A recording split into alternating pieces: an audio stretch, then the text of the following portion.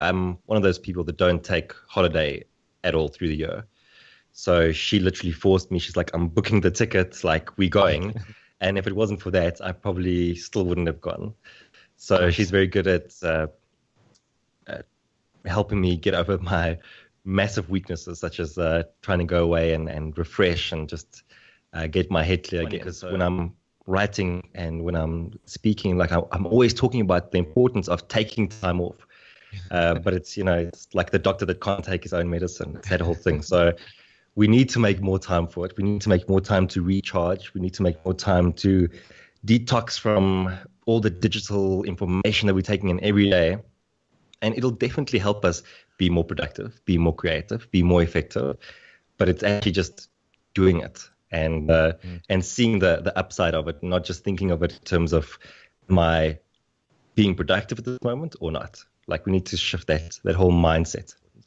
And then meaningful, meaning that you want to have an impact on the world. Like whatever work that you're doing, it's about creating meaning in your own life and in the lives of others. And then you can evaluate when things come in and decide, is this going to add meaning?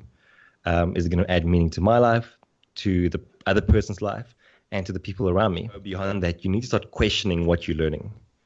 And I'd say that really only started for me after I finished my community service year. And I started wondering, like, now that I've qualified as a physiotherapist, does this mean I have to be a physiotherapist for the rest of my life? Does it mean that I can't be an entrepreneur, a speaker, a coach? Like we finish studies and often like we just get pigeonholed. It's just like, this is what you're going to do. I'll always question anything where I can't have concrete evidence, where you can't go beyond telling me that you have to have faith in this, like, because faith is just, it's intangible and it's easily torn apart as an argument. At that stage, I was just thinking, I would like to go to bed every night a better man than when I woke up in that morning. And so that was it. So I was like, better man, easy. That's like, that'll be the name of this thing. But really to understand where better man came from, I had to take you back like a little bit. So just after I just decided that physio wasn't really going to be the thing for me that I wanted to do for the rest of my life.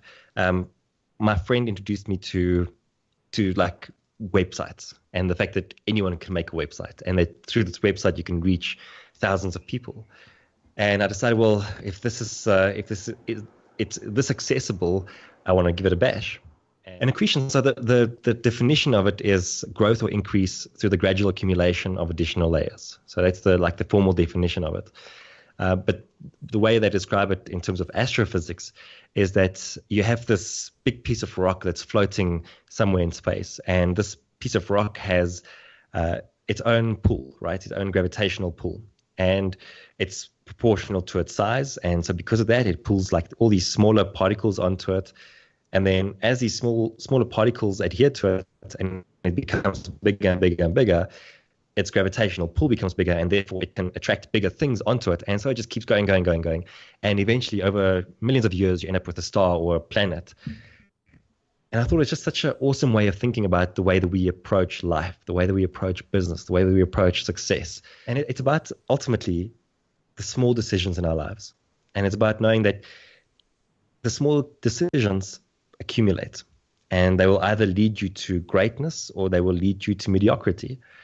And one of my favorite quotes is from Todd Brown, and he says that no one charts a course to mediocrity, yet it's a destination of choice.